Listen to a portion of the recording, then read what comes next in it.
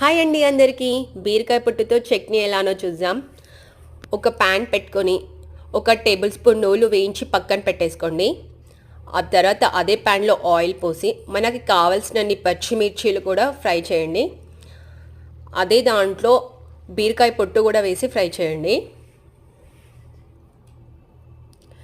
ఆ తర్వాత దాంట్లో 2 టమాటాలు, కాసంత చింతపండు, కాస్త ఫ్రై అయ్యాక అల్లం వెల్లుల్లి పేస్ట్, పసుపు, ఉప్పు, ధనియా పౌడర్,